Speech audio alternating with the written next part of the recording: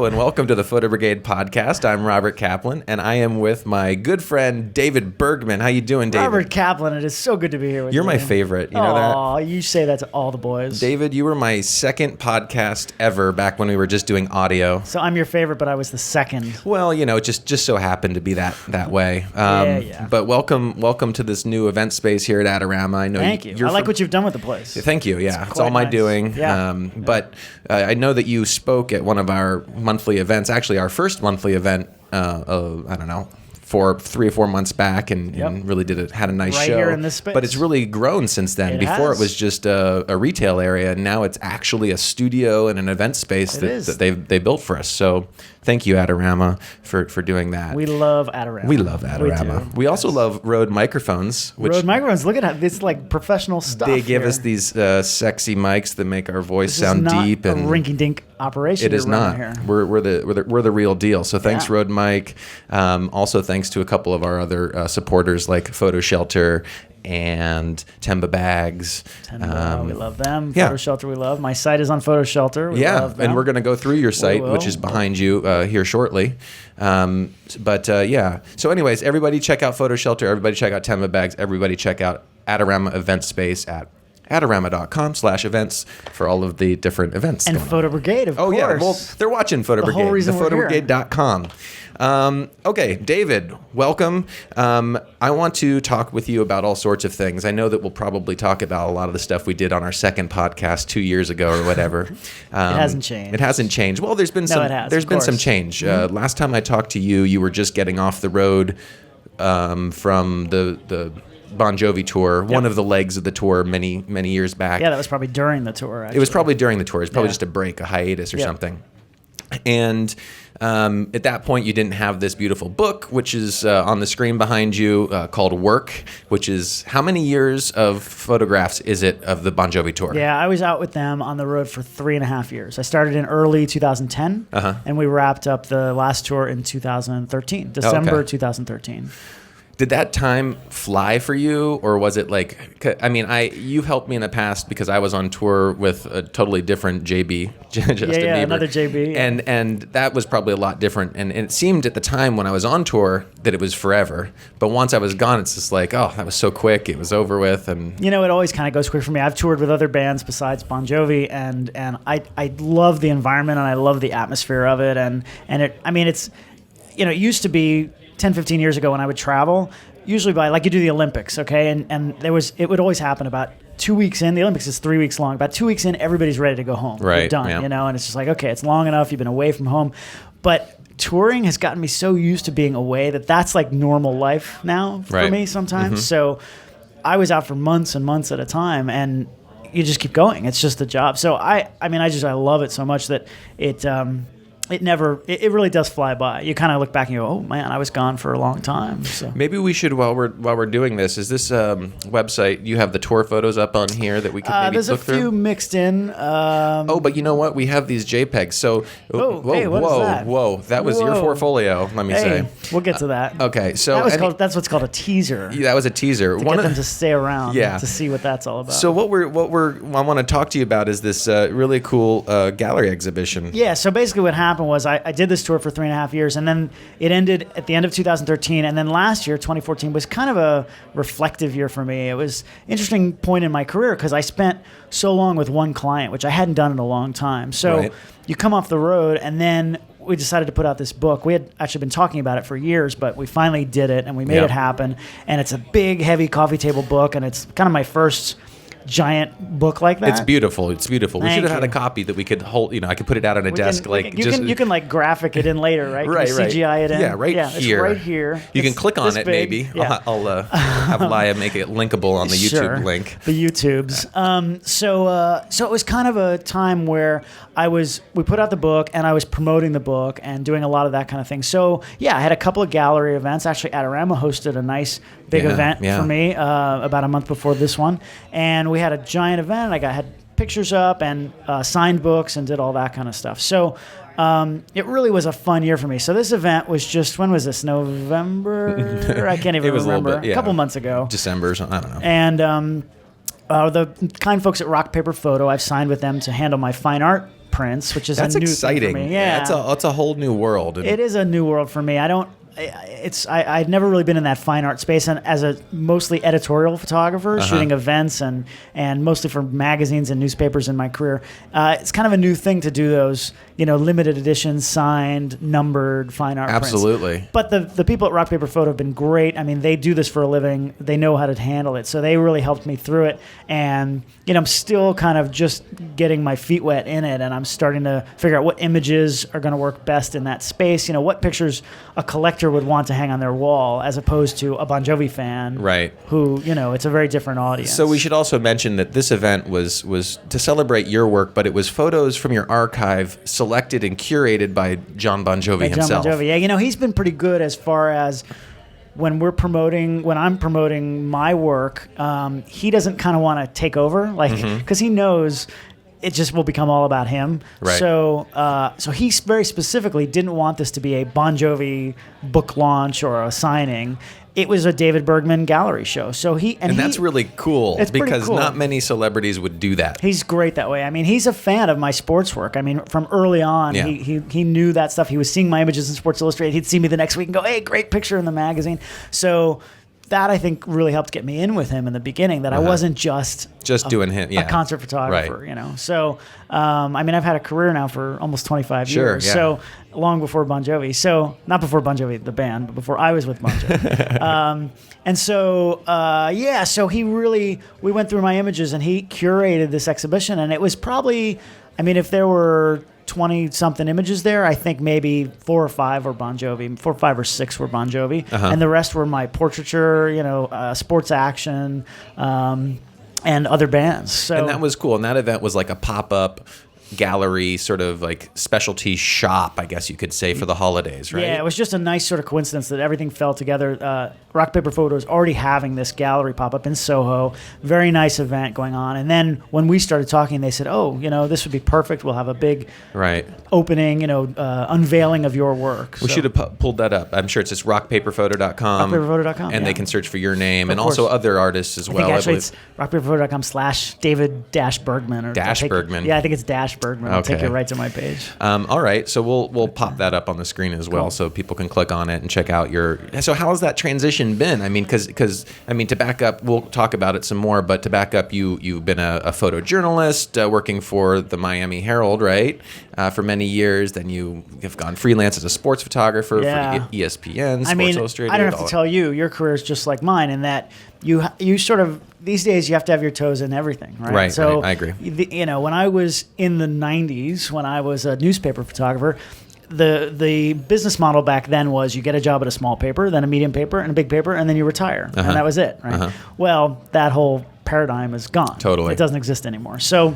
for so many reasons. And there's no reasons, security in staff photography in anything. So as a freelancer, which we all kind of are now, you have to just try everything. You have to be out there in every space. You have to do podcasts with Photo Brigade, and you have to have fine art. You hear that? Absolutely. David Bergman says you have to do my podcast if you want to make it in this industry. Exactly. No, but promotion is certainly a big thing that we both do. There's no shame in that. And selling fine art prints, and I have images with editorial archives, and I have images that we still sell Bon Jovi prints from the shows. Right. And this is all income that comes in. No one of those things alone is going to support a full-time person, but all of it put together, you can make a nice living if you do it right. Yeah. So that's kind of what I've tried to do, and I teach workshops, and I have speaking engagements, and all those things put together.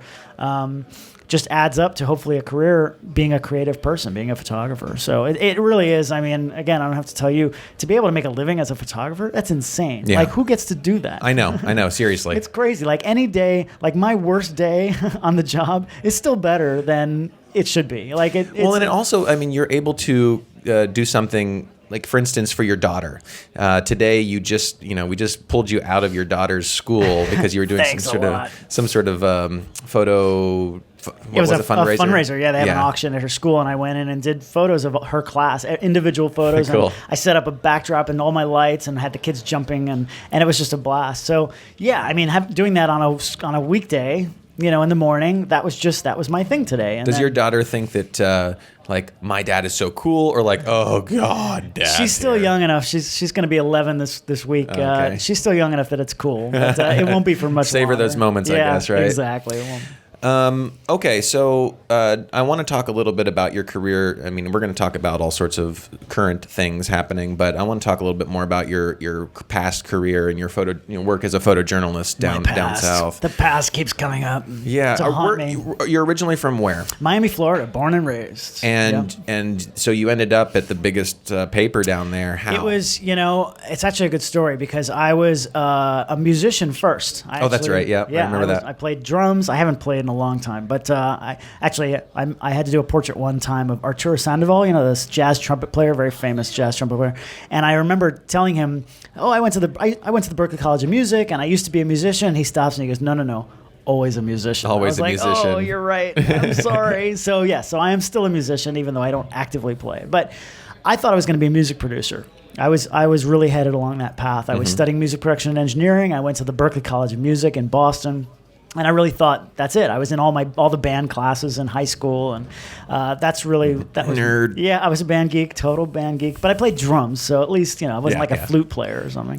But we love flute players. Flute players. Yeah. Male flute players, is not a lot of them, but they're out there. Male flutists. Flautists. Yes. Anyway, my daughter plays flute. So anyway, so I did that. I was headed along that path. I went to Berklee my freshman year of college, Berklee College of Music, and I don't know, for like a million different reasons. I had a girlfriend in Miami, and I just wasn't sure. That school is very narrow. Once you're on that path, that's it. You're stuck.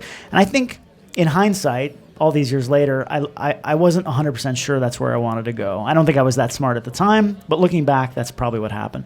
So I transferred back to the University of Miami, back to my hometown.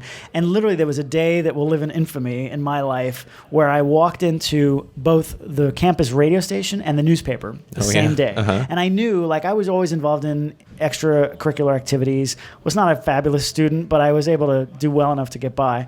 And but I knew I would get involved in probably one or the other, but not both. Mm-hmm. So I went to the radio station first, and those guys were cool, WVUM at the University of Miami, and they were cool, but I don't know, it just didn't feel right. I didn't feel like I didn't quite fit in. I wasn't sure that's where I wanted to go. Then I walk around the corner, literally to the campus newspaper, and the photo editor, he's still a good friend of mine, Mike Roy, was sitting there, and in hindsight, he was never there, but he just happened to be there at that moment when I walked in. And he gave me a roll of film. I said, I've never done this before. I had an old camera I didn't really know how to use. And he gave me a roll of Tri-X, old black and white film, and said, go shoot this weekend, whatever you want, and then come back on Tuesday at 2 o'clock. I'll show you how to process the film. And if I see anything I like, I'll give you an assignment. Okay, cool. Never went back to the radio station, followed up with the newspaper. He showed me how to process the film. I guess he saw something he liked, and he gave me an assignment. So that kind of started the rest of my life, really, that day. Cool. Yeah, and so that semester, of course, I started working for the paper a lot, and I became his assistant. I became the assistant photo editor. He graduated. I became the photo editor, the editor-in-chief of the yearbook, and on and on and on. Okay, so you're still friends with him, but he's not still at the school newspaper. Yeah, I hope not. He's moved on? Yeah, he has moved on just That's a little bit, yeah. So he's a senior now. He's a 27th year senior. Exactly. But so after that, so all throughout my time at the University of Miami, the cool thing was the University of Miami football team back then, this was late 80s, early 90s, they were good. They're not so good anymore, unfortunately. They'll get there again, though, but I'm holding out hope. They were good. So the big thing, if you worked at the school paper or the yearbook, was to shoot football. That was everything, right? I wasn't a huge sports fan growing up. I was more of a music geek. So, but I wanted to shoot football. It was exciting. National championships. You get to travel. We had a seat on the team charter. The school paper did. So we got to travel with the team. So that was when you got your first start to getting your own plane. Absolutely. Now you're flying around with Bon Jovi on his private jet. Yeah. A little bit different. It's exactly the same thing. No, it's it was fun at the time. I mean, just to be able to pull up to a plane and walk on the plane and take off and not go into the airport, that's life-changing. Yeah. Once you do that, I mean, airports are already a nightmare. Once you do that, you can't go back. That's for sure, yeah. So So I started doing that, and then I remember they had a 300-2.8. Like that was the big deal, that to get to use the 300-2.8 lens. And I started shooting football, and that really started my love of that type of photography. I'm going to pull up some of your sports photography. Yeah, I wonder which really one it is here. started to shoot more and more sports, and then after which one was sports here? That's just third good. one. Third one, yep. And then after college, I was kind of recruited a little bit by UPI at the time, back when they were still around. And they needed some young kids to come in and start to shoot for them. They probably didn't have a budget, so they figured they'd get some college kids. So I was actually still in college when they first approached me. And I started shooting Miami Heat games. Again, this was 1990. I'm 20 years old. I'm, a sophomore or junior in college. And I'm shooting Miami Heat games and Michael Jordan and, all the giant NBA players. So that was a blast. Mm-hmm. And I learned how to work on deadline, process film, edit film, process it, make prints. We were making prints, putting them on drum scanners and transmitting. Yeah. I just saw my first drum, not scanner, but the first making color prints. You have to use like a special drum situation. Yeah. I those never old Jobos, right? Yeah, those old yeah. Not Drobos. Oh, not Drobo. Jobo. That's what it is. Right, Drobos are totally different. Right, that's a whole different thing. Anyway, go ahead. Yeah, well, this was not to process because we would make prints with a traditional enlarger, black and white most of the time, and then put them on a scanner and transmit the images back. And I remember it took 15 minutes per pass, and it was a nightmare, but that's all we had, and it was amazing technology. But I learned how to do that and to work on deadline, and then somebody said, "Oh, you should go to the AP, the Associated Press, and start working for them."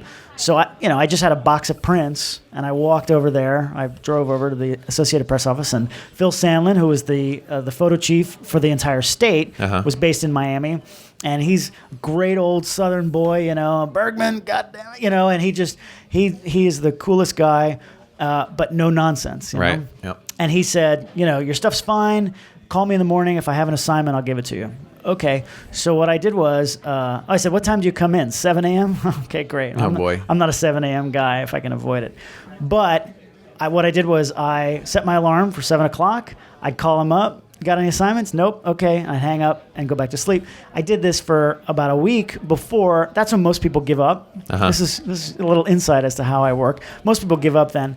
At that point, I give him an out, right? I said, okay, Phil, is it cool if I keep calling you? Like, if you want me to bug off, just tell me. He says, no, it's good. I'm like, okay. You don't know what you're in for, but all right. Right. I called every day. It was like 6 weeks. I called every single day, every weekday, Monday through Friday. I'd wake up, call him, go back to sleep.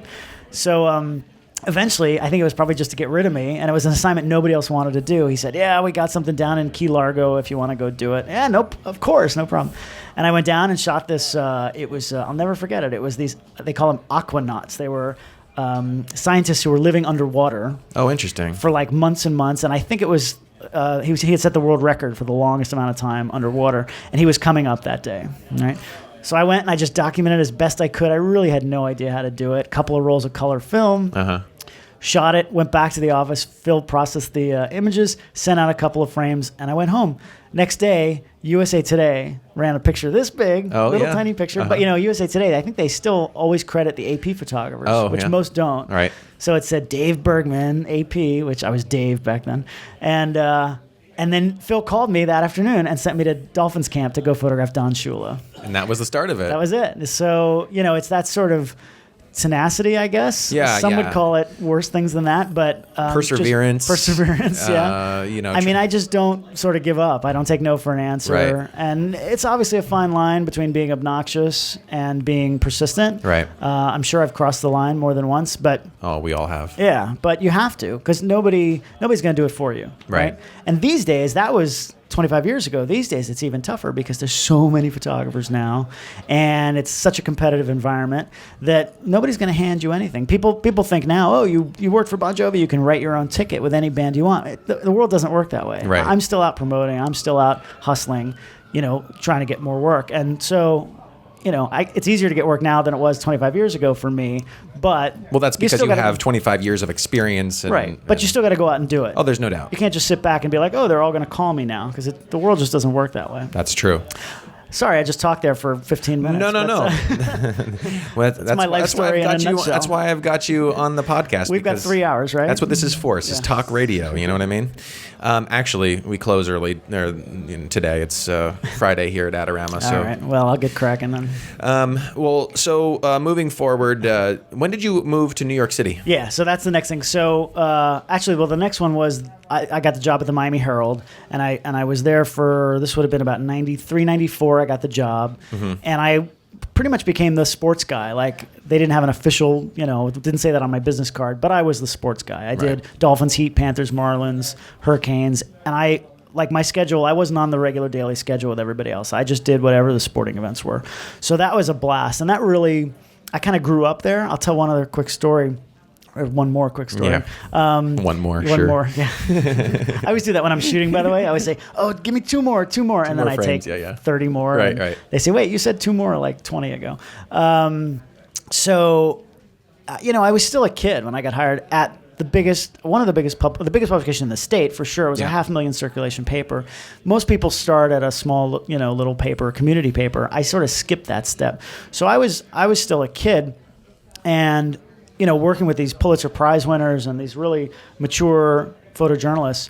And I grew up in a sheltered, sort of middle-class environment in South Florida. So this was all kind of new for me. Like, first of all, covering, a protest or even a riot or something like that, I was a little bit of a shy kid.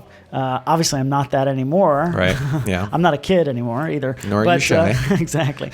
But I had to learn to sort of go up to somebody and make conversation and get their name for the paper, because you can't publish the image without a name.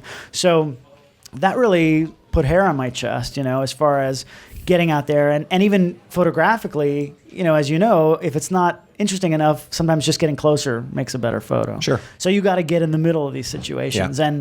And I wasn't used to that. I wanted to be the fly on the wall and just stand in the corner and nobody look at me and just ignore me, right? I think most photographers start that way.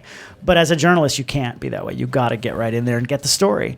So that period of time was really a growth opportunity for me. The other part was just sort of a maturity that had to happen. I remember after a football game, we would have 30 or 40 rolls of negatives. Right? We would ship our film back. We had a guy on a motorcycle who would take our film back during the game, and they would process it and make prints at the office, and we never saw it until afterward.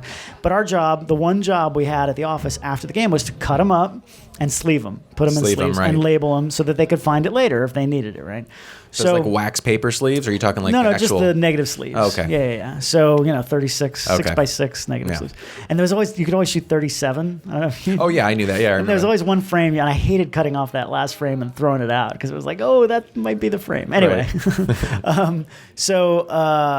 that was the one job we had to do. And after a football game, you're wiped out and you're tired, and you just shot. You worked all day, and it was really the last thing I wanted to do. So I would just, a lot of times, just take all the negatives and throw them in the drawer and be like, I'll do it tomorrow. Well, what happens there. Tomorrow there's another game or another assignment. And 2 weeks later, you've got a rat's nest of negatives in your drawer. And then they come to you and say, hey, we need that Dan Marino photo from the game 2 weeks ago. And you go, Yeah. And I think I got in trouble more than once for that. And I was, I'm supposed to impress these guys because I'm a kid and I need to earn my place there.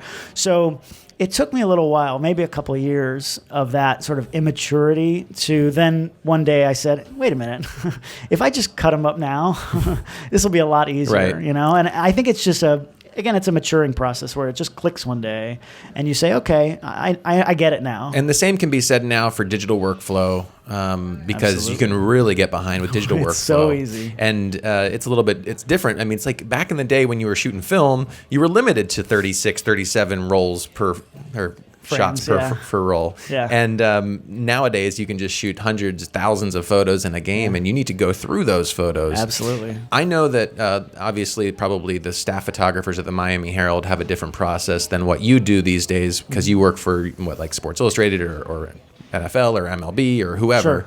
Are you typically always editing your photos these days, or do you have someone doing that for you? Yeah, I still do it. I wish I could have somebody do it. But, to me, especially in this digital environment, it's still part of the creative process. Yeah. I mean, there's so much. I shoot all raw files. I've always shot raw, even before important. It was cool, you know.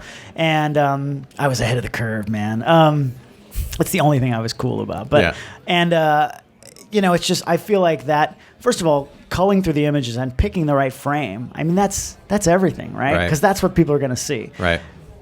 No secret. I mean, I'm a heavy shooter. I'll shoot a lot of frames, and that's half the battle is finding the right image in the in the take. So I don't believe that's anybody. I wish, believe me, because like on Bon Jovi, for example, we'd have a show every night, and I set a bad precedent for myself early on because took too many photos. Well, I always did that, but I also. I usually didn't see John in the beginning. I wasn't traveling on the private jet, so it was usually a couple days before I would see him. And the next time he would see me, he would say, "Hey, how are the pictures?" And I'd show them to him, because I had already edited them and I got it down to like a manageable number that I could show him.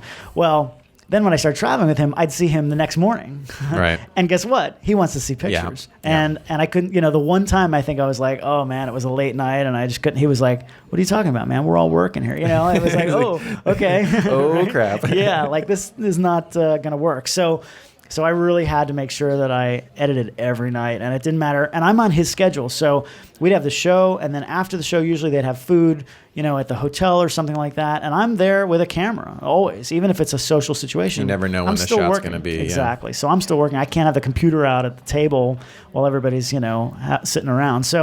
So then, he would go to bed, or the band would go to sleep, and then I started editing. Right. So then it's another 3 hours of that, and then we're up the next morning for a flight to wherever. So. And have you been using like Photo Mechanic, or you use Lightroom, or did you switch? I remember you use Lightroom now, right? Isn't that right? Well, I was an Aperture guy for a long time. I'm a sort of a big Aperture guy. I was on the advisory board with Apple, and I love the program. I know there's some changes coming up. I heard there's like a new app that's going to like replace Aperture and.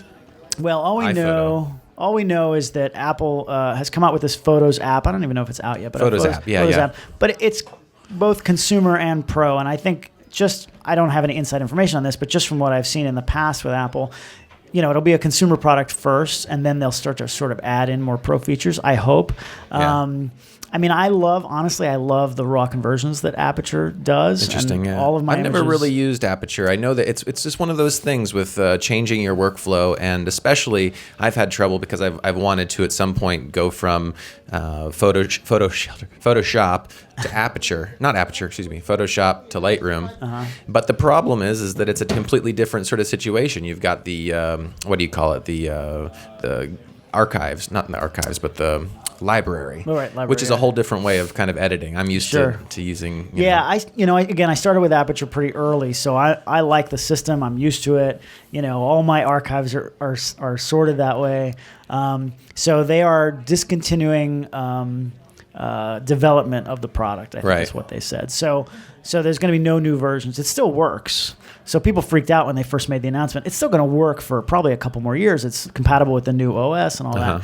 But it's definitely going to go away. So I'm not sure what I'm going to do yet. I'll probably go to Lightroom, or I'm curious to see what Apple comes out with too. Of course, I'm going to start there and then see what happens. So you still use Aperture? I do. Oh, okay. Sure. Cool. So, I'll have the occasional single image I'll throw into Photoshop or something like that. But my entire archive is in Aperture. How did we get on that topic?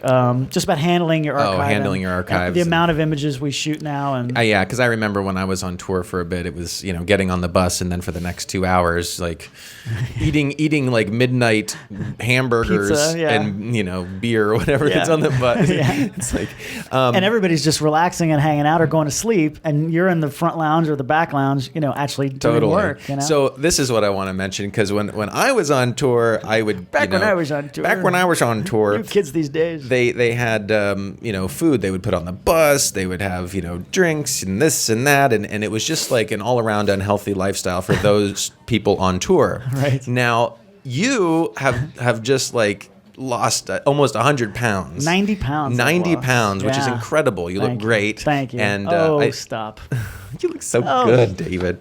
But anyway, I was, I talked to you about it, and you seem to have gotten inspired by juicing, and I saw you just chugging a juice before this. Yeah. And how does it feel to drop that kind of weight, and is it difficult? Do you think that do you always have to be juicing these days? Or I don't know how deep we want to get into this, but I'd always been a big guy my whole life. I mean, as long as you know me as a kid, I was the kid, picked last in kickball, But the thing is, it's because you're wide, big target. There's a single, you can't see it in high def, the single tear coming down my cheek right now. But, here's the thing, though. I will say I was never like a depressed guy. Like I wasn't a depressed fat guy sitting at home eating bonbons. Although there's nothing. That sounds good. They do sound good, yeah. But so I have a good life. I have a good career. I'd always had girlfriends. I was married for a long time. There was no problem there. So but it's unhealthy. It's that big, right? Yeah. And I have a daughter, and I'd like to live for a long time. And so I kind of knew at some point I would have to do something about it. And I'd come off the tour. I was as big as I'd ever been. I mean, yeah, it really is. Look, it's not an excuse because if you choose, John Bon Jovi is in incredible shape, and he tours with us the same way. But he works out every day. He watches what he eats. He watches the alcohol, blah, blah. So tours with you in the same way-ish. Well, yeah. Well, I was with him. Well, you were with him, yeah. So pretty much wherever he ate, I ate. So I just ate more of it. I just ate his leftovers. Exactly. You can eat that? So I could probably sell that on eBay, that half a steak that's left over. There you go, John Bon Jovi ate half of it. But, I just, at the beginning of last year, I just hit a wall, and I looked at my weight, and I said, I got to do something. So I had never dieted. I know that's a big shock. I had never been I'm not a fad diet guy or anything like that. But I had seen a documentary a couple years earlier called Fat, Sick, and Nearly Dead. Which I watched on Netflix per your recommendation. It is on Netflix. Yeah. There's a sequel coming out now, or I think it's out already, by an Australian businessman named Joe Cross. And I've since met him, and I've become somewhat friendly with him, and he's a totally amazing guy. But he's cool because he's not he doesn't pretend to be an expert. He's not a guru. He's not saying, follow me, I have all the answers. He's just a regular dude who tried this, and it worked for him. And he always says, he likes to lead by example. And I feel the same way. It's like, if you ask me what I've done, I'll tell you, but I don't preach to people about it. It would help so many people, but I would never tell somebody how to live their life, right? Because it just annoys people. So anyway, the bottom line is it's based around he calls it a reboot, where you spend a certain amount of time, as long as you want. Some people do 3 days, 5 days, 10 days. He did 60 days. Doing juice, mostly vegetable and fruit with some fruit juice for 60 days. Yeah. He was 320 pounds or something like that. He lost 100 pounds. Right. He had some rare skin disease that is gone. He takes no medication. And he did it 6-7 years ago when he filmed the documentary. And then he also had this other trucker in the film where he met while he was on the road. He randomly met this guy. His name's Phil Staples. And the guy lost 300 pounds or something insane. It was incredible. Basically, the concept is, it's just trying to stay out of the way of your body and letting your body regenerate itself, right? If you scratch yourself, you fall on your bike and you scratch your knee, if you just keep it clean, it's going to heal, right? Well, the concept is the same thing happens inside your body. Mm-hmm. So you just have to keep your system clean. He doesn't call it a detox. It's not that. Your body's always detoxing itself. That's not what this is.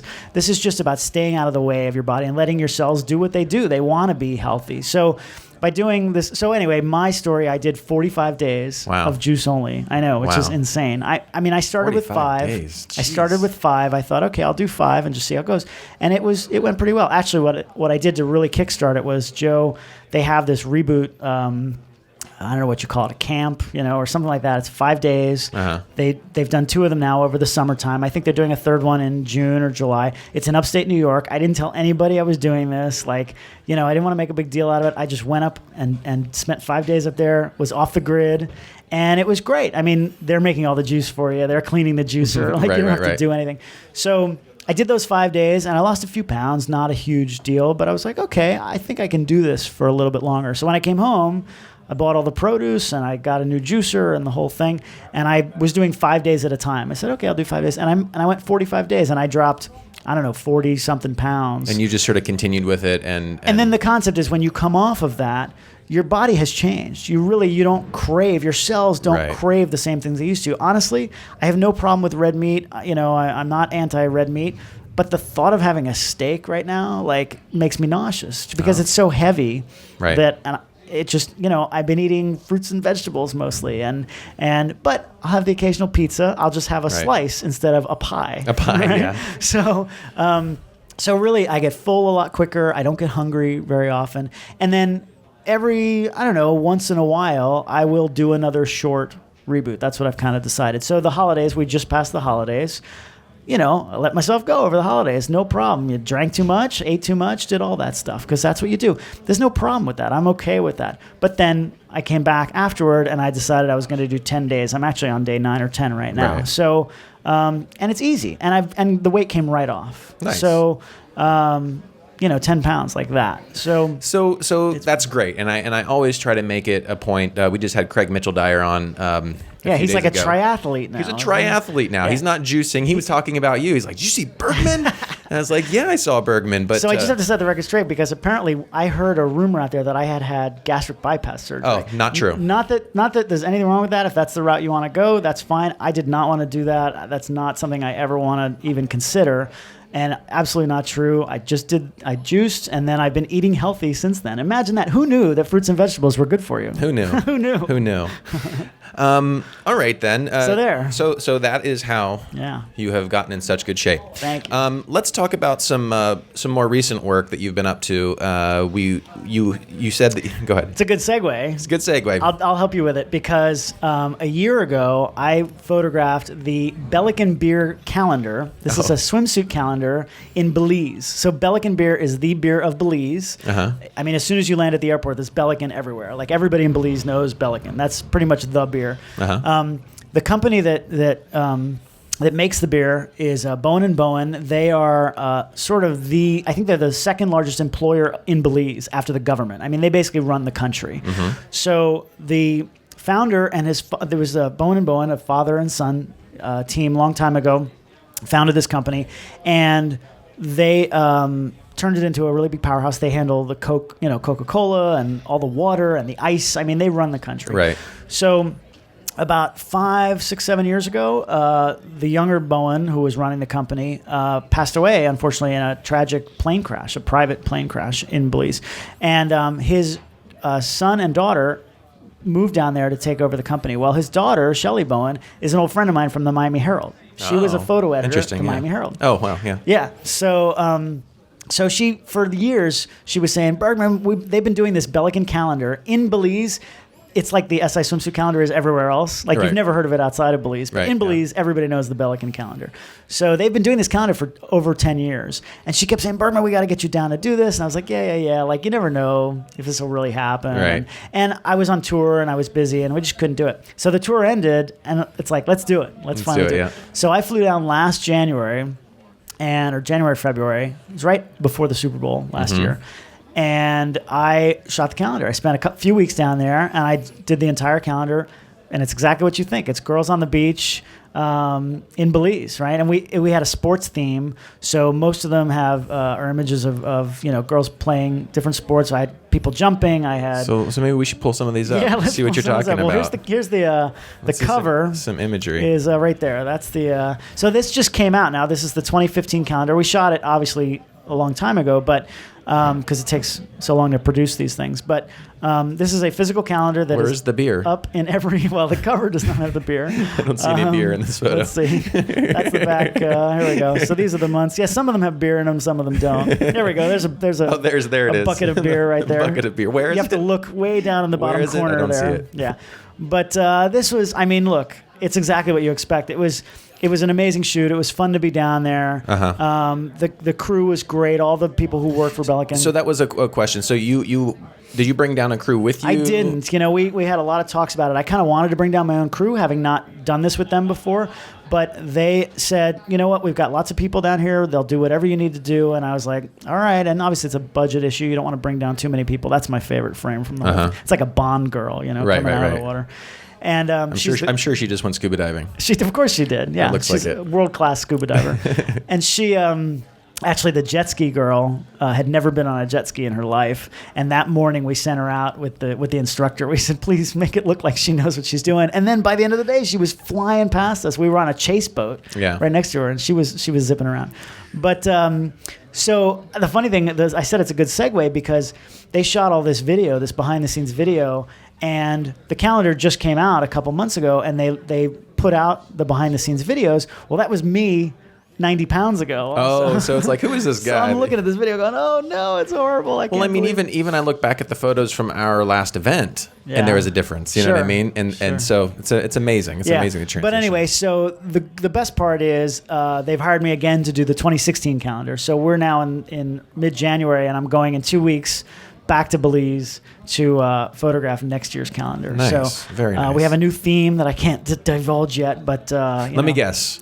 Women in bikinis. There will be women in bikinis. Okay. How did you know? I'm just guessing here. I'm just guessing. But yeah, I mean, so back to what we were talking about different streams of income and diversifying yourself. I mean, certainly this is something, I didn't necessarily go looking for this particular gig, but it's a good gig for me. And if I can continue to do it for a few years, that would be awesome. Right. Right. Yeah. Absolutely. I mean, any time that you can find other revenue streams to build into your business is really important. I mean, I used to think I really was big about being not being a generalist. I thought, and I still do feel that way in a lot of ways, because I think being a generalist in this business is hard. It's hard to market yourself, right? Mm-hmm. If you're a specialist, you can say, I am this. And when somebody's looking for this, if I'm looking for a female underwater photographer in China, I bet you there's one who's just the best, right? And if you want a female underwater photographer in China, she's the girl. Right. I'm sure she shoots great weddings, Yeah. But you're not going to be searching for her to shoot a wedding. So I still do believe from a marketing standpoint that you have to be a specialist. However, streams of income, definitely having many different, diverse things. Well, I mean, your music, you do sports, you do portraits, you do a little bit of everything, and the same with me. I actually had an interesting conversation just the other day with Craig Mitchell-Dyer. He was talking about the triathlete. He was talking about wanting the necessity of being specialized in something, and how that's the way he went. And I kind of said, well, that's great, but then you kind of limit yourself as to your. I'll be honest with you. I'll bare my soul a little bit here. The last few years, I mean, I really have been in this tour photography world, and I love it. And it's. I remember having this conversation with John Bon Jovi before the 2013 tour started, because we were talking about whether I was going to do all of the tour or just like the big shows. Uh-huh. And I really wanted to do the whole tour. I mean, obviously financially it's a good thing. And just from this was my dream gig. Like this was, and that's what I told him. I said, look, he brought up the point, you're going to be away from your other clients and all those other things. And again, he respects that I have other clients and come from that world. But I said, John, this is the job that I've wanted. All those other jobs were leading me just to this. Right. This is the dream gig that I've always wanted. So no regrets. I'm going in head first. Now, having said that, I come out of that, and you certainly give up a lot of clients, because I was away for 3.5 years for the most part, off the grid. So I wasn't out there hustling and marketing myself all that time. So certainly 2014 was a very different year for me. I was, trying different things and doing this swimsuit calendar and doing more speaking engagements and doing more workshops, at the same time also, bringing in new freelance clients, because a lot of my old ones were gone, Mm-hmm. So, I mean, Sports Illustrated is a great client. They in 2003 to 2009, they were my biggest client. But as the magazine industry has changed and editorial budgets are down, and I've gone on to doing other things, I don't work for them as much as I used to. I still do occasionally. They call me up once in a while, and I'm fortunate that I'm still on their radar. But I don't do 150 days a year like I used to. Right. I'll do maybe 10 if I'm lucky. Right, so, right. But that's fine. That's kind of the same with me. I mean, I'm starting to do a lot less and less editorial as I'm doing more and more corporate, commercial, advertising type work. Yeah, you have to. As well as podcasting and getting like things going on with Photo Brigade. There's a lot of things going on. Yeah. What would you recommend to photographers? We'll get you some more water. I'm good. Oh, actually, I have a full glass right. Oh yeah, we do. That's for service. That's great. That's why we gave you 2 cups. We're going to get mugs. 2 cups. We're going to get beautiful mugs. We were going to do like the Canon lens mugs or something as a joke. You get Photo Brigade mugs? That's what I'm doing. I got to order 72 at a time though. Nice. We're having a raffle for Photo Brigade mugs. Well, that's what we might have to start doing. But it'd be fun to give my guests a They did mug. give me a free camera though. Yeah, this little, they have a 3D printer. Oh, is that what this is? That's what that's from. Oh, that's cool. And they have 3D printers here on demo, and I've even told them. Chink. I've even told them that I'd love It's a rangefinder to have like our photo head guy, like a little dolls made as giveaways for fun, Nice. But I have to then design the. Hey, the you know what? graphic file. I have a Bon Jovi one year for their Christmas presents for the crew and everyone. It was just, I think, the management team. They made bobbleheads. Oh, did they? Of each one of us. Oh, you have your own bobblehead? I have a bobblehead, yes. That was given to me from John Bon Jovi, yes. Oh, that's fun. But yes, a little Bergman bobblehead, and it's got the little camera. It's pretty funny. Yeah. Good stuff. And it looks like me. It's funny, though. I knew they were doing them because management needed photos of other people from the back and the side. We need a picture of everybody's head in 3 dimensions. From the back. Just the head. Right. Nothing else. Okay. Yeah. Anyway. So you've diversified, but you've built up to this dream job. Do you have any, like I said, tips for folks that want to do what you do? I mean, often I'll get people that email me, and I'm sure you do. Like, I'm this age. I want to be someone's photographer. I want to do exactly what you're doing. I mean, yeah, it's look, I try to stay positive. It's easy when you get an email like that to think, good luck, kid. I mean, your initial instinct is somebody says, I want to do what you do. And I'm like, well, it took me 25 years to get where I am. Right. So, unfortunately, we live in a bit of a fast-paced world where information is so accessible now, where people think like, okay, to do what I do, you just have to look up how to do it and then just do it, right? But it doesn't work that way, right? This is a career all about relationships and about experience. Right, I can walk into a shoot. You can walk into a shoot and immediately assess the situation because you've been there before. Right. Yep. 9 times out of 10, it's something you've seen before. You know what problems you're going to potentially have, and you can be ready for that. Whereas somebody with no experience can't do that. But you have to go through it to learn it. Right. So, I mean, the obvious answer is just to keep shooting. But you know what? It's more than that. It's also understanding the business end.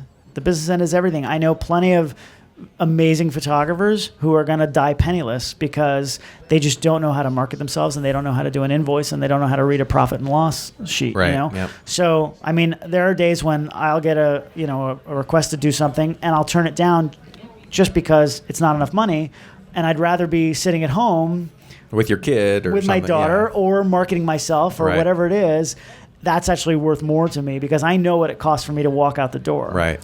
So somebody might say, oh, they want to pay me $150 to go do this. But you're actually losing money in some ways. Now, of course, you still have to get experience, and I understand the balance there. When you're young, you do have to do some of those just to get out there. And a shoot that you or I might be asked to shoot versus something a kid might be asked to shoot. We might not take it, and they would based off of course. Well, their overhead's going to be a lot lower. The overhead's going to be a lot lower. For you to walk out the door costs a lot more than a kid who's living at home. Our rent, our rent in New York City. In New York City, sure. All the cost of doing business for us is so much higher than someone in a smaller And it's city. a bit counterintuitive because you think, well, some money's better than no money, but it's not really true because if you can spend that time trying to land the bigger clients, that's true. Yeah. Instead of being out shooting, if you're out shooting all the time, these little piddly jobs that aren't going to get you anywhere, you'll never catch up. You'll always be underwater. Now, again, you have to balance that with experience, and you do have to take some of those jobs at some point. But what was the question again? No, it was just advice for photographers. Yeah. So young kids. So yeah, your initial instinct is to say wait 25 years. But look, the first thing I say is if this is something you can't imagine doing anything else. Like you have to do this. It's really a calling for you. Then do it. Right. There's a place for everybody. Right. But be smart about it. Learn the business. Try to listen to these kinds of podcasts. Talk to as many photographers as you can. It's hard to assist because I get that all the time. I'm sure you do. People just want to assist. They want to come and like hang out on a shoot, and it's like that doesn't do me any good. Right. I usually hire professional assistants who I can just look at, and they know exactly what I need, and they get it done. Mike Eisler and Mike Eisler, some exactly. Other people here. Our buddy. You want the best, you go to Mike, right? So there aren't that many opportunities just for somebody to come hang out. But I'm pretty accessible. You can always email me. I'm sure you're the same way, and I try to answer questions whenever I can. But you've just got to be out there. You just got to put yourself out there. So I have this tour photographer business model that I started to sell prints from the shows, right? Mm-hmm. Now, at the beginning, I remember you and I talking about it years ago. Yeah. I was very secretive about it. Like, I didn't want to tell anybody. Somebody's going to steal my idea. Right. And I think that's a natural thought. But then at one point I was like, you know what? If I don't tell anybody about it, I'm not going to ever get it off the ground. It's true. And also I've found just in general, letting people know about what you're doing so that you guys, everybody can be charging the right amount and be on the same page. Sure. Because for all you know, you started up trying to make a buck and then somebody else does it just because they want to attach their name to somebody or something for free. And you know what? But that's going to happen too. The Gigapan, which, was something I did I was the first person to do it at a big event where there were a lot of people. It was really a the landscape. Inaugural Obama's inauguration in 2009, and it went crazy viral, and it was a really great thing for me. Well, I went on to do that with some of my other clients at Olympics and World Series and Super Bowls, but there are other companies that also do it at a lot of big games, and part of me is like, oh, they took my idea, because there's no doubt they did. Right. But I don't own that idea. Right. It's fine. And what is it? Rising tide raises all ships, right? Did I say that right? I don't know. Rising tide the more raises people, all ships. Yeah, right? I get. Yeah, that makes sense. Okay. The more people that are doing it, it's sort of more accepted. The tour photographer business model, honestly, I've had a little bit of trouble with because nobody else does it. Right. Even though I can prove it makes money, I can prove how much it works, I have happy clients, I'm still just one guy, right? So when I go to these big bands and I say, oh, this is the way to go, and you got to do it, they go, yeah, whatever. And they don't really know anybody else doing it except the couple of bands I've worked with. So, but if more people are doing it, then they go, oh, yeah, we understand that. Well, let's do it. We have a slot for that. Let's make it happen. Right. So, do you feel that the tour photography business, beyond what you're doing for yourself, is going to grow into something more? Like, do you wish to have other photographers working with you in some sort of capacity, but then creating a network or something? I'm kind of on a quest, and we've talked about this for years as well. I'm on a quest to bring respect back to tour photography. I think photography in general, but specifically tour photography. We look at millions of images online now, and you swipe past them, and they kind of come and go, and you see a concert picture, you've seen one, you've seen them all, right? Well, there are some really great photographers out there working today, and there's so much great work.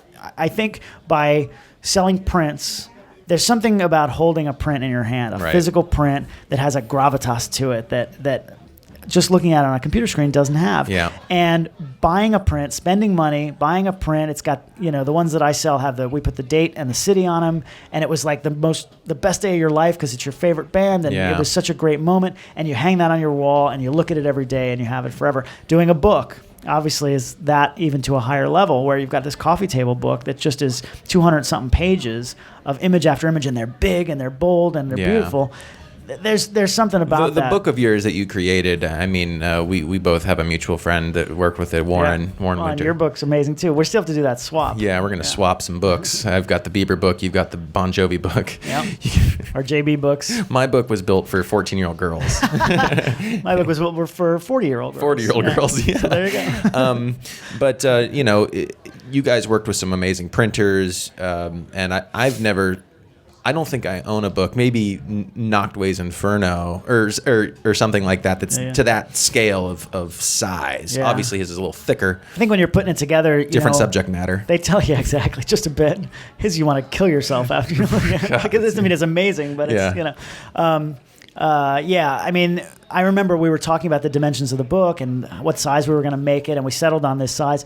And even though you take a measuring tape and you kind of draw it out, like, oh, how big it is, until you hold this in your hand, it really you really have no appreciation for how big it is. Do you feel that since you've started doing the book and you've started doing fine art sales and do you feel that you're, I don't know, people have looked at you differently? Do you feel that, like, as a photographer, do you feel you've reached a different level, a certain, I don't know. I mean, you invited me to be here. Well, you are on my show, so I mean, that wouldn't have happened before all this. No, we've got this huge crowd. Can't get them in fast enough. I don't know. You can't worry about that stuff. I just kind of keep doing my thing, and after I'm dead, they'll say, "Oh yeah, he had a good career." I hope, I think so. I mean, honestly, even having a book, we've talked about my daughter a few times. Having a book and like being able to leave that to her, I dedicated it to her and my mother and my late father, and like being able to, her long after I'm gone, hopefully she'll still have that and she can look back and so there's something to be said for, again, this that sort of physical product. That just has a weight to it. So I'm back to your original question. I'm really on this quest to bring respect back to tour photography. So I am pitching a lot of other bands. I'm talking to other bands, and not everybody gets it. But the ones that do, like Bon Jovi, I mean, John's a really smart guy, and he loves a great art. business person too. He's an amazing business person. He's a philanthropist and a very professional businessman. So that tour is run like, when we go to a restaurant, it's like a presidential motorcade. It's all planned out and everything. Right. It's not like, hey, let's just go get some pizza, Right. So nothing quite happens like that. So they, where was I going with that? I got sidetracked on the motorcade. Yeah, just bringing respect back to it. So the other bands that I'm talking to, I'm trying to find the right one who gets it. And then once you start doing it, then they start to see it. And so, yes, ideally in a perfect world, my business model has been from the beginning to have a whole bunch of photographers working for me. And every tour out there has one of my photographers, hopefully, tourphotographer.com, photographers out there generating revenue for the tour. I mean, that's really the plan. Before I get a whole bunch of emails, which I always do whenever I say that on a podcast or something, I'm not there yet, right? I mean, honestly, the issue has been it's hard in our business because what we do is so attached to us as people, right? Mm-hmm. There's no way right now I could send another photographer out with Bon Jovi. I can't do it. I can't tell John, hey, by the way, I'm going to send somebody you don't know backstage. It's not going to happen. So they've developed a trust with me, and me being around and me being backstage and doing all that stuff.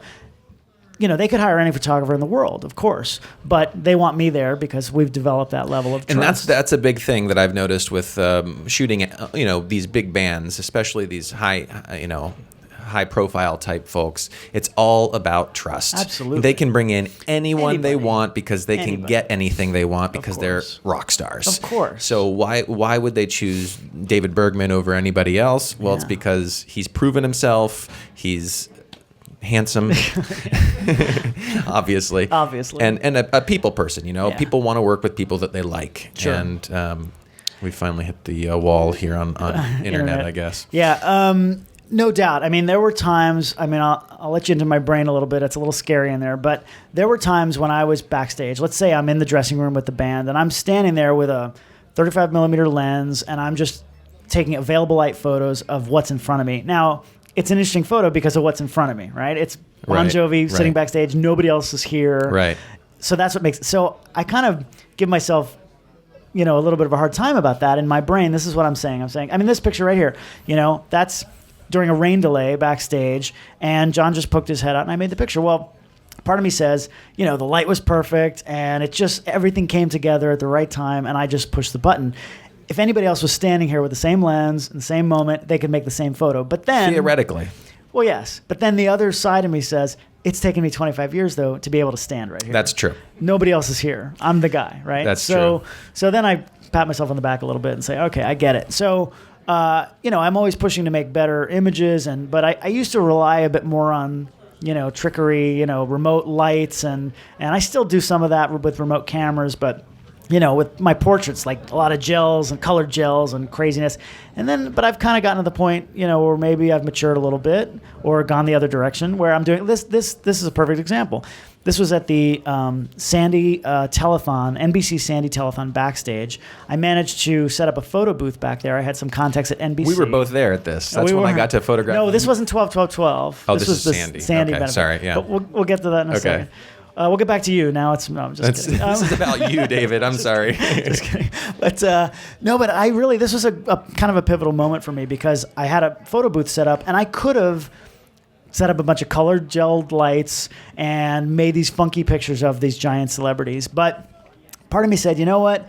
I'm only going to have like 10 seconds with each person. I mean, if I'm able to, I literally had to ask them to come back and shoot. This was not like part of their contract or anything. Right. I just had to be like, hey, I'm doing these now. I was selling the prints for the Red Cross. We were raising money. So that was my only pitch. It was like, hey, come back and sit for 1 minute and, we'll raise some money for the Red Cross. So some of them did it. Some of them didn't. But I was able to talk them in. We had this walk down this hallway. It was maybe, 20 seconds. And then I knew once I got them in the room, they wouldn't stay for very long. So I took it upon myself during that walk to just like get them to loosen up a little bit. I had to just connect with them in some way. And these are big celebrities who've been in front of the camera 100 times and they have their face and that's it, right? So I tried to get through to them as best I could, and then I got them in front of the lens, and I told them, "Oh, it'll just be a minute." And when you say that to a celebrity, they're going to give you 30 seconds, and then they're done. Right. So, so I mean, Steven Tyler was easy because he just goes. Do you know him in any way? No, never worked with him. Just curious, yeah. But like Jon Stewart and Tina Fey and Whoopi, I mean, I had literally seconds just to try to connect. I lit it very simply. It's beautiful lighting. It's a couple of lights, and I toned it up after the fact, but. I didn't want to rely on the trickery and just connect with the person. And photographers always used to say that. I would hear that, and I would kind of roll my eyes a little bit. They'd say, "Oh, the eyes are the window to the soul, and you can really see a person's personality." And I say, blah, blah, blah. Really? I mean, I'll be honest. I didn't get it. Blah, blah, blah. Decisive moment. My butt. But no, I didn't really get that whole thing in portraiture. But that day really made me a convert because I tried really hard just to connect with the person and show it through the images. And with some of them I think I was successful. So yeah, and then that leads up to 12-12-12, which was amazing. I don't know if I have any in there, but I don't know. But the funny story there is Bon Jovi played, and so I was there, and you were there shooting as well, and. They had played early in the night, and then you remember that concert? It was The Who and the Stones and McCartney. And it was the craziest night of my life. I actually have one story I want to tell from that night. Okay, I'll let you tell one story. I was shooting it for Robin Hood Foundation that night, so I basically had an all-access pass that was kind of. Go try to do whatever you can, but whatever you do, don't shoot Paul McCartney. That was my only rule. Wow. Of course I did. Because they were just worried about him for some reason. Right. Because he was very strict. Well, each act has their own rules. Sometimes. But no, it was like, if you see him backstage, don't even point a lens at him. That was what I was told. Wow. But, I'm sneaky. But anyway, so I'm photographing this thing. It's a long event. We're not just talking one. It's probably like 6 hours long, telethon, whole situation. So I am shooting, and my sister is a huge music fan, and she and her boyfriend are watching it live, and I'm texting her pictures. Right. And so someone was up. I forget who it was. Someone that she would have gotten a kick out of just to do a quick FaceTime with her, but she didn't answer. So I'm like, okay, I'm going to go backstage again. So backstage, as you know, the hallways are. There was that photo of John that was just up a few minutes ago. They've got the signs for each of the different bands. Yep. And backstage, it was the craziest lineup. Every single room, which is normally like John Bon Jovi, then it's usually like catering or management or this. It was John Bon Jovi, Billy Joel, the Rolling Stones, everybody and anybody with celebrities walking through. So right as I'm walking backstage, my sister pings me back with a FaceTime, and I'm like, what do I do? Do I answer it? I don't want to miss all of this. Right. So what I did is I answered it and put it on forward-facing camera, held it with my camera as I'm up on my face, and just said, just watch. I can't talk. Just watch. I'm backstage. So I walked. I'm walking and I'm shooting. Point of view of my camera, and I pointed it up. Rolling Stones, pointed it up at the sign, said Rolling Stones, and the doors open. And I just look in, start taking pictures, and she's like, oh my God. That's awesome. And then the same thing for, Jon Stewart's walking by and saying hello. And it was incredible. Yeah, everywhere you looked, there was somebody. I've never been to an event with that many big names in my life. It's funny. I think I underestimated it. I mean, Bon Jovi's played a lot of these kinds of events, where there's a lot of other bands, and it was just another gig, right? I was there with them, and I don't think it was until like that day when I showed up, I was like, holy cow, the lineup was insane. It was every big act of the last 50 years. It was there, all on one stage. That you'll never see that again. I don't think so. I mean, something really drastic is going to have to happen to make something like that happen again. But the other funny part of that story, of that show, was that Bon Jovi played early, and then he did a thing with Bruce. They did a thing together on stage. But then we're just backstage, and you weren't allowed to shoot Paul. I was only allowed to shoot Bon Jovi. Right? I'm not there to shoot the show, which is fine. That was my job. So we're backstage and just talking or whatever,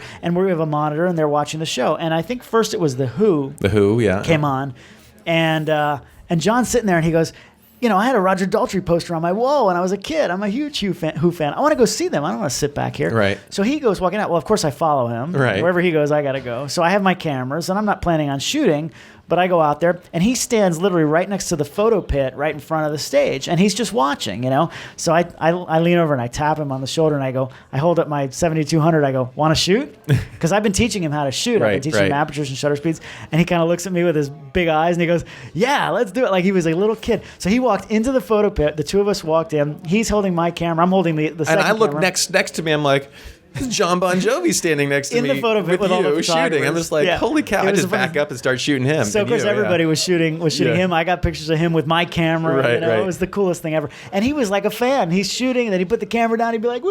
You know, it was the Right. funniest thing. This is one of the biggest rock stars in the world, and he was like a little kid watching his idols. And we did it again for the Stones. He went back out, and it really he had a blast. And in the book, in my workbook, we actually put a small chapter of images. He gives me a hard time because his chapter is kind of small. Oh, right, But, yeah, compared. of pictures that But he it's all about him. Come Right, on. exactly. Every other photo's of him. Exactly. I'm going to tell him that next time he says that. Heard it here on Every the Photo other Brigade. picture I'm sure is he's you. watching live right now. I'm sure he is. I'm sure he's tuned in. He and his wife are curled up on the couch watching at home. But so there's a small chart of pictures that he took, mostly like his kids on vacation and just little pictures like that. Really some nice stuff. Obviously, he's been some nice places. But we put in a picture of me, a picture that I took of him with my camera, and then a picture of Mick Jagger that he took. That was a cool. I really actually very much enjoyed his section that he was sort of his work. It was neat to show that he also likes to be behind the camera. He had some beautiful photos from vacations and safaris. It's a new thing for him. I mean, he's obviously a creative guy. He's got a really good eye, but it was really during the tour with, I was in his face so often, and he'd start asking questions about apertures and shutter speeds and how that works and how many pictures do you take and all these kinds of things. I didn't want to tell him how many pictures I took because one time I think I said, I think last night I took 4,000. He's like, it takes you that many to get one good one of me? Of course. So, it's like, well, with your editing process and your... right. But so it was kind of nice to get that into the book, a little section of his photos. Very cool. Yeah. All right. Is there anything else new that's coming up that you want to pitch, talk about, or anything? This year is going to be interesting. I mean, my hope is to hook up with another band. That's really where my mind is at. I've got the calendar shoot in Belize. Is John not touring? There's no plans for this year. He said that he's just started writing again. So usually you write an album and then you tour it. So, I mean, I have no inside information, but I would imagine if, the next time they tour, it'd be at least a couple years. Have you been in the studio with him? Once or twice, not a lot. I wasn't in throughout the entire process because that was in between tours and I was doing other gigs. Right. So I wasn't around a whole lot. But I'm sure that relationship will still continue to develop and blossom. I mean, we've become friendly. It's weird. Like, it's still weird to me that, I'll get a text and it says John Bon Jovi and he's like, hey, buddy, I'm shooting this thing. And over New Year's Eve, he literally was... Tech support. He was, exactly. He was at an island somewhere and he was ready to throw his lens in the ocean. And he called me up and, I obviously took the call and helped him out. So they only call when they need something, right, there may be some truth to that. No, he's a good guy though. We'll go and we'll shoot in Central Park. We literally walked around Central Park, just the two of us. He puts on a hat and we walk around Central Park. Well, you have a lot of Bon Jovi fans now. I have noticed through Facebook. I've been getting some requests lately. Anytime we interact or something, I'll get these requests from you'll get a few more. Julie Jovi or right. Molly Bon J. Yeah, I will say the Bon Jovi fans are amazing and they've been so supportive of me. But if their Facebook name ends with Bon Jovi or Sambora, they are probably not related. Well, when they said it, I was like, oh, that must be the management, or that must be his management friend. And I'm looking like, no, this is just some lady. Nice people, perfect. Again, they sort of accepted nice people me. buy my book. They accepted me into that world. The whole organization has been so great to deal with. Cool. Yeah. Well, why don't you give out your social media and any plugs to anything that you want? What's that? Social media? Social media. You're just David Bergman on everything. Pretty much, yeah. Facebook is David Bergman Photo, although I've hit my friend limit, so now it's I know, right? You probably have too. I'm sure you have too. But you can follow now. That's the thing. Right, so David Bergman Photo. Let's see. Twitter's David Bergman. Instagram's David Bergman. DavidBergman.net's my website. What else? Those are the big ones. And you got the Instagram as well. Yep, David Bergman. So yep. we'll Instagram. We have to talk about Instagram. Not right now. Well, we have some business to talk. We'll maybe talk a little bit after this because there's some cool things I've got coming up this year with Photo Brigade. I want to get you involved. But I kind of missed the initial Instagram boat, and now I'm trying to catch up, and I still don't quite get it. Yeah. I mean, for young photographers, they're all on it, obviously. Well, I think that you'd be a natural at Instagram or a service like that because you have a lot of people that like to follow your life and see where you are. And my life. Yeah, well, you've got a fun and interesting life. So, well, anyways, I want to make sure everybody checks out thephotobrigade.com. Thephotobrigade.com. This was a live event taking place right now, so it's on live stream. We will be having 1 to 2 live streaming podcasts per month. So if you go to thephotobrigade.com/live, you'll be able to see our live streams as well as previous episodes. We've had just yesterday we recorded with Mickey Osterreicher, the general counsel of the NPPA, National Press Photographers Smart Association.